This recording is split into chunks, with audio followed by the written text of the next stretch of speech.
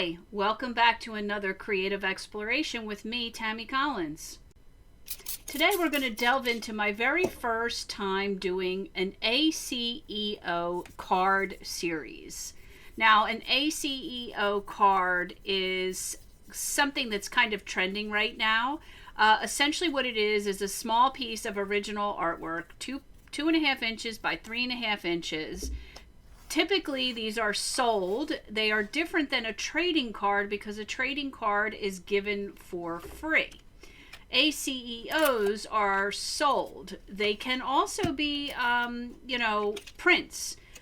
Typically, the idea is that they are original to the artist. And so I wanted to mess around with this idea and do a series all at the same time. So what I've done here is separated out blocks that are the size 2.5 by 3.5, and I'm just going to paint the whole sheet as if it were one piece of art to then have 8 individual trading card sizes. So I am using Kiritaki watercolors here, which I absolutely love, and I'm using a rose madder color. And I'm also going to use ultramarine pale, and I'm going to use malachite, and I'm also going to use cerulean blue. I'm probably pronouncing that wrong. I'm terrible at names. But I'm just getting some basic color on here. The first thing I did was wet the sheet a little bit. I sprayed it with a spray bottle just to wet the paper and kind of like size it a little bit so that it's already had some water and it doesn't sort of curl as much. So I'm just following my intuition here. I'm just doing whatever comes to me. I'm picking the colors that are speaking to me and just going from there. I love to do that work that way. If you're following me and you've seen some of my other videos, everything I do is sort of, intuitively driven. I let the colors speak to me. I let, strokes or actions or markings just come as they will. I'm really just exploring and playing with the products, the mediums and the materials, and seeing what happens. So right now I'm not super thrilled with how streaky it looks, so I want to come back in with some water and sort of blend it out a little bit.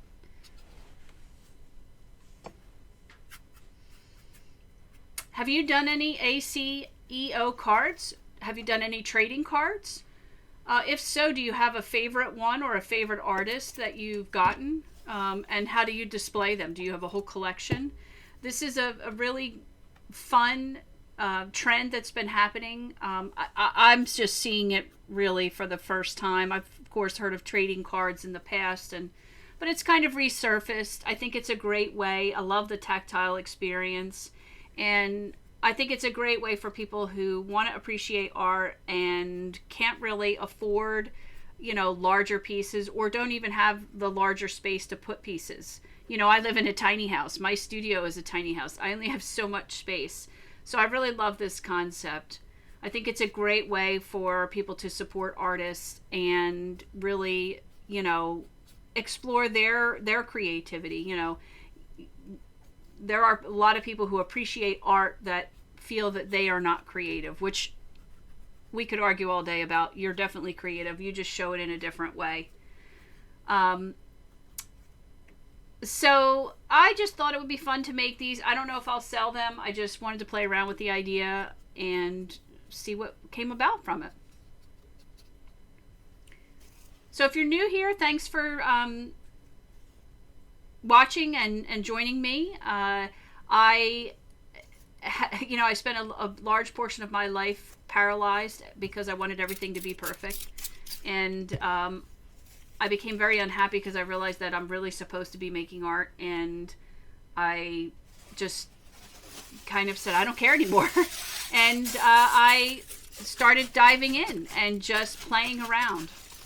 So right now I'm just using some, it's like a heavy plastic. I don't even know where it came from, but it's way beyond saran wrap, and I just like how it's sort of muddling a little bit of the watercolors and mixing it up a little bit so it's not so streaky. But I really enjoy the process of playing, and I really started this video series really just as a sort of a documentary aspect for me, kind of like a video journal of what I'm doing and what I did, because we forget, of course.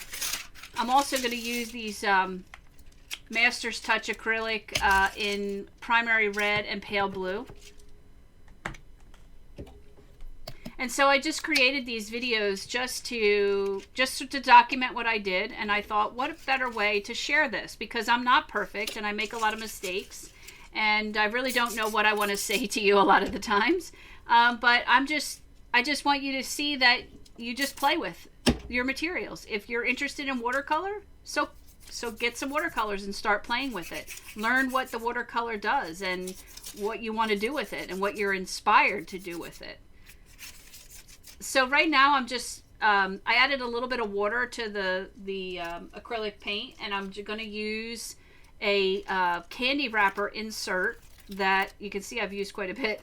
It's a little textured. It's kind of a heavy texture. It makes these really cool kind of dots. And so I've never done it this way, like this. I usually use it on a jelly plate, and I just thought, I'd like to add some of this texture in here. So let's see what happens.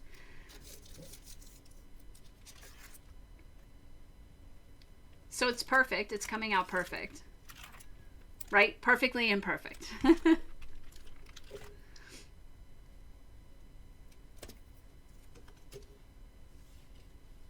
If you're here, I'm assuming that you are interested in expressing your creativity in lots of different ways. And you have either made ACEO cards or have bought some. And so you're very interested in the topic. That is a candy tray, and it's very textured on the bottom. It makes the coolest texture. And so if you're interested in ACEOs, do you make them or do you collect them? What do you find interesting about them? Do you make them? And what's your favorite medium?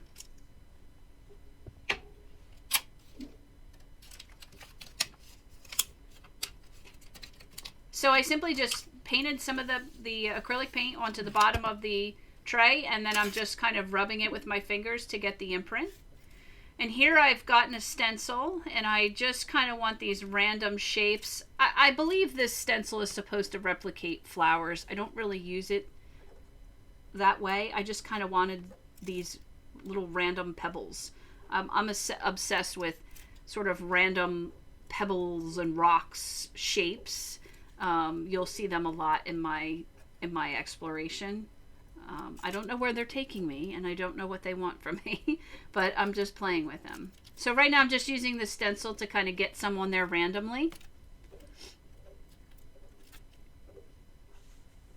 I did speed this video up just a hair. I know you want to see the process and what I do, but sometimes it can get a little daunting, so there's areas where I kind of skip ahead. I kind of show you what I'm doing, and then I skip ahead so you can kind of see the progress without having to watch, an hour long or 2 hour long video. So I hope that's okay.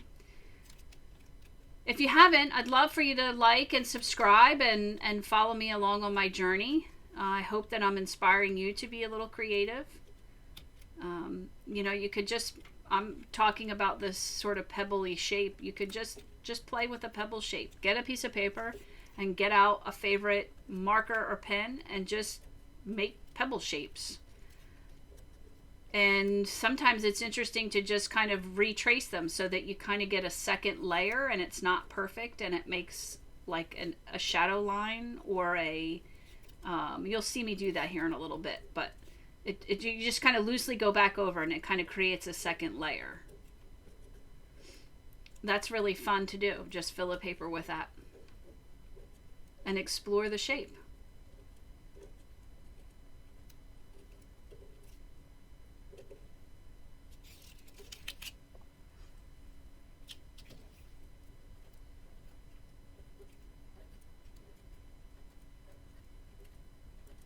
They're kind of fun.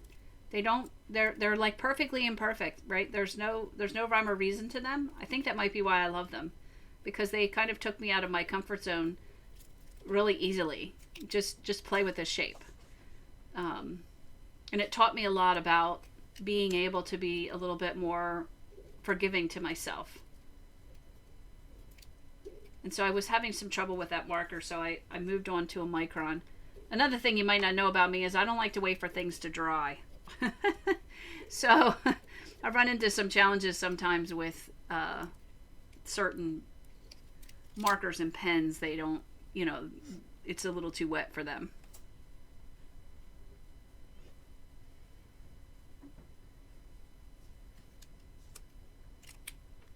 There's always a point in my process where I kind of go, oh no, I went too far. I added too much. I really don't know what I'm doing. I got lost along the way. And it's interesting because I usually find at that point, if I just forget that that's happening and just do the next step, I always am surprised at what comes next. So here I'm doing what I described, where I'm just taking the pen, I believe this is a micron pen, and I'm just retracing the shape. So you see how it's like I'm getting a more defined pebble. And what will also happen here is that I kind of get in flow and just create some of my own randomly, which is a nice thing that comes from the random nature of this type of thing. So see, that one I missed. I didn't put any, so I'm just kind of like, oh, I'll randomly stick some in.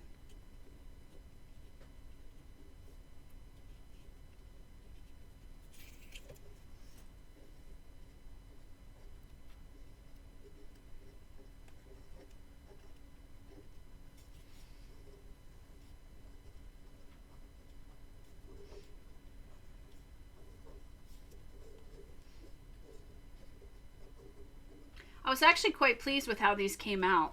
I kind of got worried in the process, which isn't abnormal. And I think that's kind of a point that I probably should be making here to you, is that just keep going. Don't overthink it. Don't get distracted. Don't let your fear of what's happening or what might not be happening derail you. Just keep going. You're going to get an outcome. Whether you like it or it's great or it's perfect, you're still going to get an outcome. And in that process, you had some fun and you learned some things about some materials that you're going to take on to the next piece that you do. And that's really the point of it all. Okay, so this is a very heavy charcoal pencil, and it's in my left hand, which is another thing I really like to do. Still learning how I want to do that or not do that.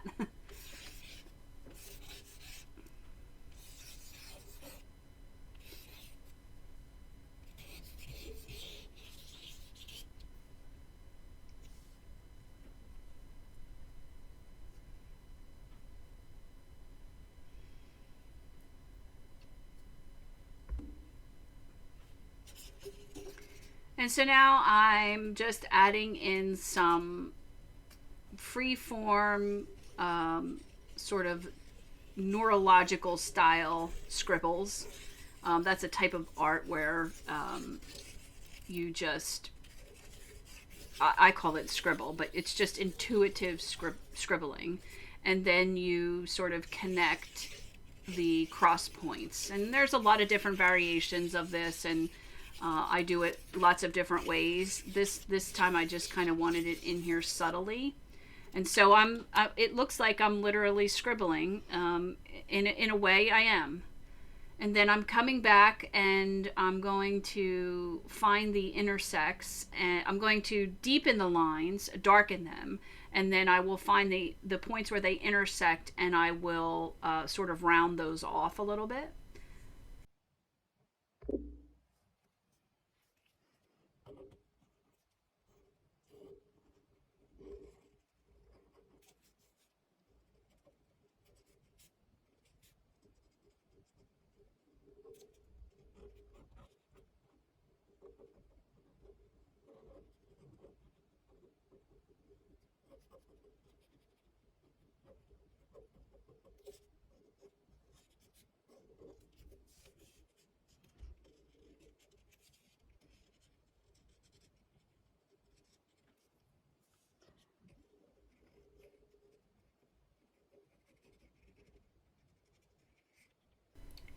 Okay, so you can see that I've just been working along that process and sort of tracing that scribble line. And then at the intersections, I'm just kind of thickening and rounding them off so that they're not 90-degree intersections.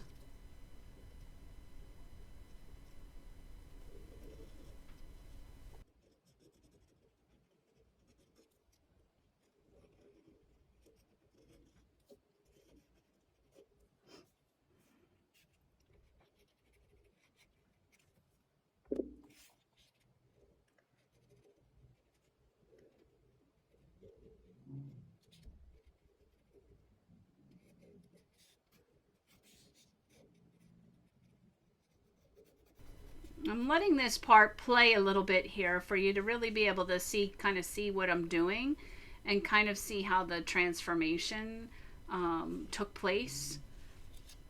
It seems a little bit tedious.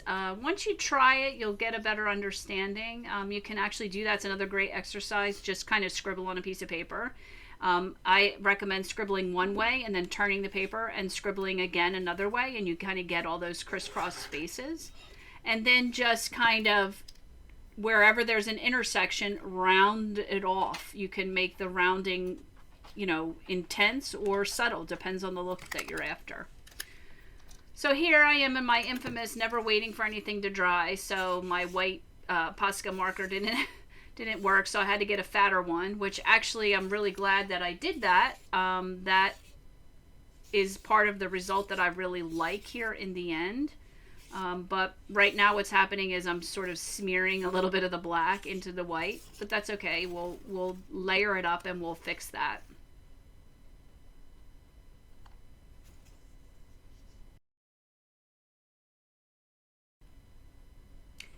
Okay, you can kind of see I'm still being super impatient here, but that's okay. It will dry and we'll come back and I'll put a few layers on it. It'll get nice. I like it nice and crisp and white. So you'll see that later here.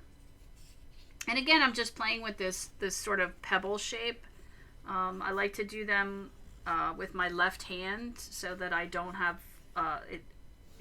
That perfect nature is sort of taken out because I'm letting my left hand do it, which is another trick that I really like to do.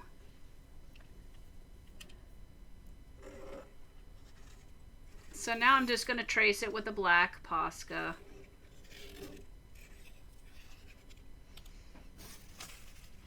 And I don't know if you realize, but I'm actually going right over the tape. So I've marked off the 2.5 inch by 3.5 inch squares. I put multiple on one piece of paper and then I taped around it to give them each a little bit of a border. I think I might, if I'm going to keep doing this, I'm going to make a template for that to make it a little easier and faster, just because I don't like the prep work of stuff and I don't like the cleanup of stuff. Who doesn't, right? I just want to get busy making.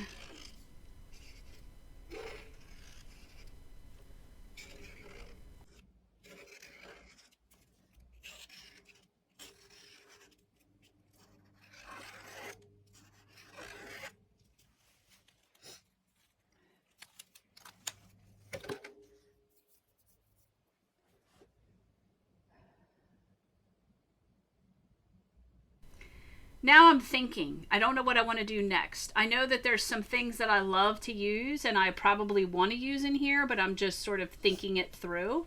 I'm going to use a Posca metallic. I'm going to use a couple. I'm going to use a pink and a purple. Excuse me, a pink and a purple. And then, I had no idea what I wanted to do, and I just said, oh, let me color in these sections, which at first seems odd because you just took all this time to create something and now you're covering it back up, which is interesting because that's something I would have never done before. And that's something newer that I've come to terms with. That's by sometimes covering things up. It's kind of like a picture when you mat it and you sort of crop it. It looks more interesting because you've removed some things. That's kind of what's happening here. I'm removing some of the things I just created, which seems counterintuitive, but in the end, I think it looks really great and it really adds to the overall look. I don't know. Let me know, what do you think about that?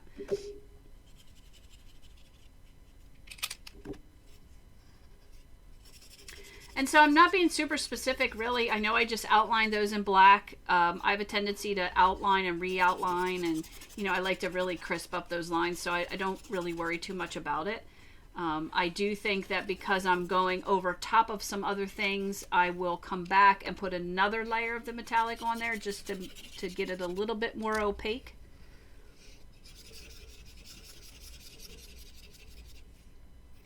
Now it looks like in some areas I'm not finishing it, but that's because the tape is there, so I kind of know it's going to get removed.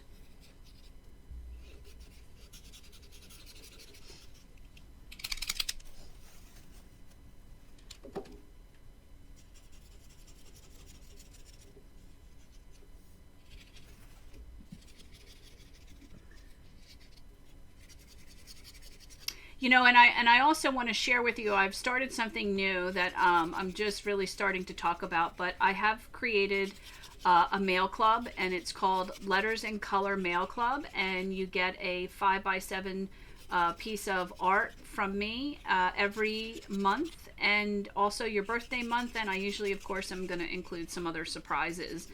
But if you're interested in that, I'll put a link in the description, just in case you want to check it out. It'll be printed on it's a print of an original piece, and it's printed on archival quality paper, and it's a great way to have a nice fun little collection. I love the tactile experience of mail, and I think we've really gotten away from it, and I really want to inspire people, however that looks, to be creative. And if it means getting a piece of art in the mail that you can afford and have a small collection that makes you happy and inspires you to create something, then I want to do it. I'm all for that. So I'm just coming back on here, and I'm going over again the black outline.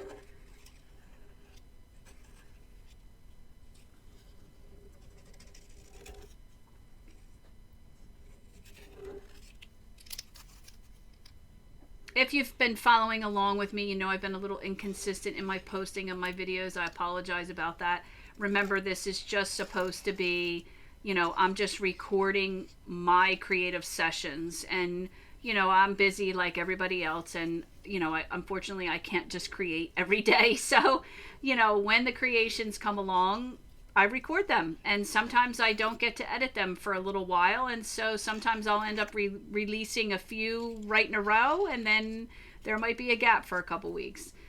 It's just the nature of what I'm doing, and my mission really is to just show you what I'm doing so that you will hopefully create, and that's it. So I'm not trying to be perfect with when I post or how I post, just as long as I'm posting, right?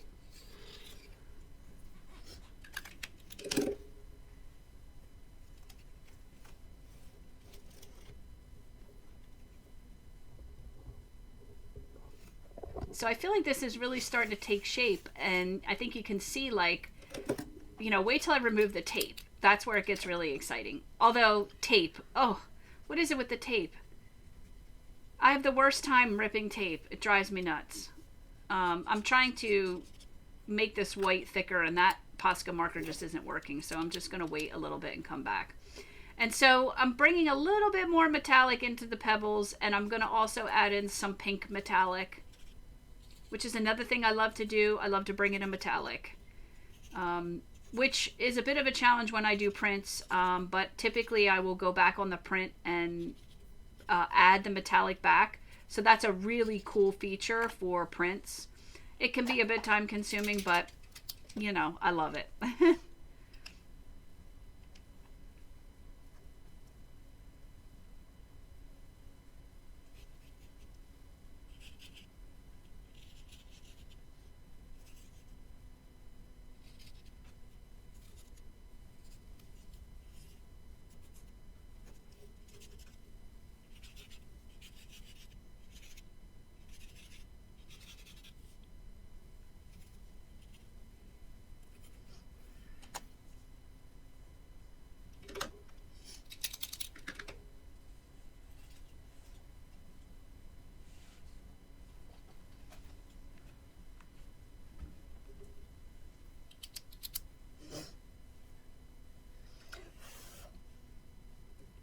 always got to have a few little blows. I'm blowing the dust off. You can hear me blow it.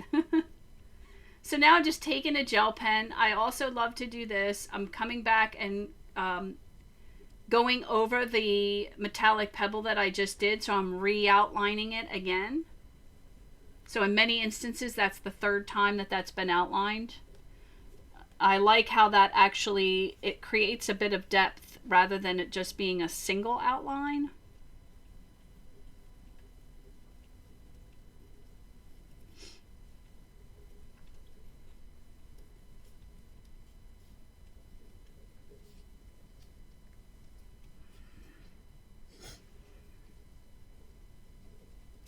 And now I'm just adding in some, I love these little, they're like, it's like a long chain with random scribbles and circles in it.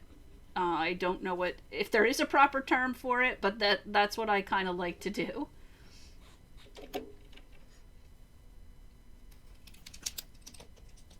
So at this point, I'm kind of feeling like, okay, maybe I'm done. I don't know if I want to do anything else. So I'm just trying to see if I can get the white a little bit crisper.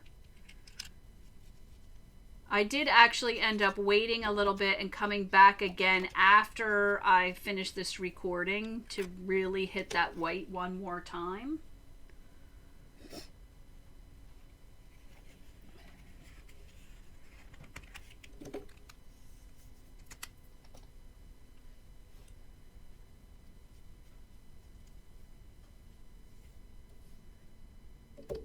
Okay, I do have a tendency to just add in some random dots, and then I did come back and circle those with the gel marker. I may have done that after the recording.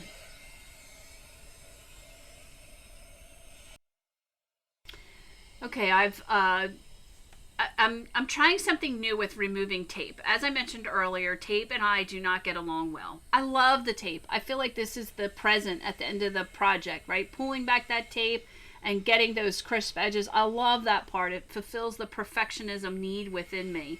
But I've been through every tape possibly imaginable. I've tried all different combinations, all different papers, and no matter what I do, I always end up ripping the paper. So I saw a tip, or I saw someone do this somewhere in social media. I have no idea where or when, but they used, you know, the heat gun to sort of, I guess it melts the glue on the tape and releases it. So I'm trying that here, and it's working quite well. I do run into a couple snafus, so maybe it's just me. I'm trying to maneuver pulling the tape and the gun at the same time, and I also start burning my fingers. But anyway, it's the first time I tried this, and it works really well. I think like anything, it needs a little bit more of practice to get it right. But I love the result of pulling tape. But so if you have any tips around pulling tape or things you've done that have been really successful with pulling the tape, let me know. I'd love to know.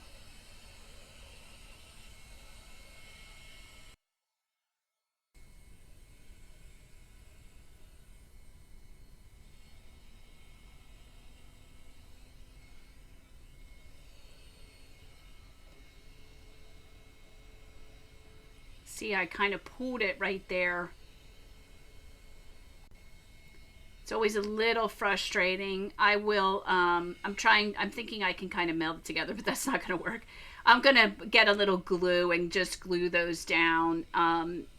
It is what it is. I'll probably seal them with some sort of spray or matte finish afterwards, just to make sure that they're adhered and they don't, you know, pull apart or something.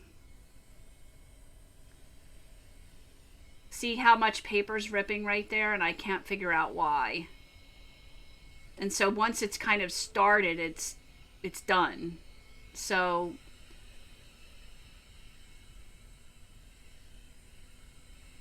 it ended up working. It did rip the paper a little bit. Luckily, I'm going to cut these all out so that they're the right size, and most of that will be gone.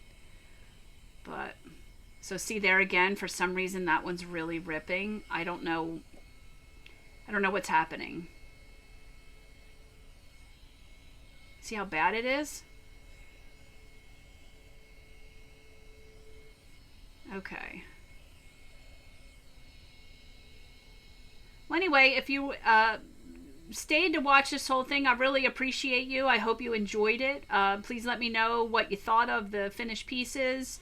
Anything you want to share, I'd love to hear from you. I really appreciate it. There's a couple minutes left here where you get to see the full reveal, and I'll show you them all cut too.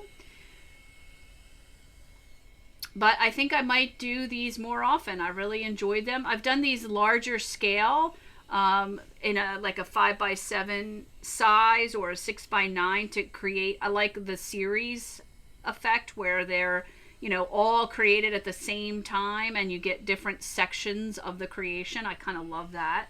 That's a really fun, creative way to explore a lot of different ways. You can do that with so many different things. Sorry, I'm getting distracted by I'm watching this. I like to come back and put the voiceover over. I don't like to talk while I'm creating. Maybe I'll get better at that and do that all at the same time, but that feels like there's too much pressure.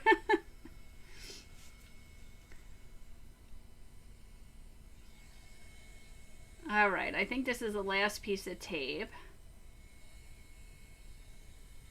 But overall, I'm really happy with these. They took, the whole process was under an hour. Actually, I think it was probably, yeah, it was about probably like 50 minutes in total, something like that. And that's mainly because I don't wait for things to dry. I will whip out the little heat gun and kind of move things along a little bit. But so right now, I went to cut them and now I'm back. And so here's the finished pieces. So you can see I need to come back and do a little touch up on the white still. And I will do that. And I will also add some gel around the white dots. I'm not sure if I recorded that part or not. I actually glued down those little sections that ripped. Now I'm sort of playing like, which way do I like it?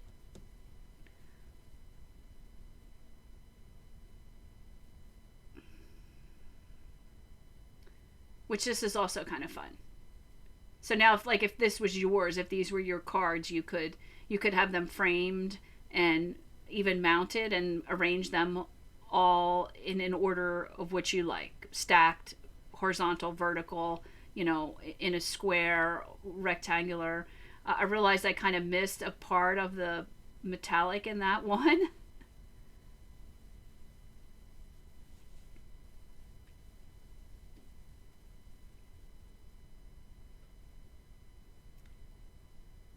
But yeah, this is basically them. This is what I created today. Hope you enjoyed it. Be sure to like and subscribe, and I'll see you in the next video.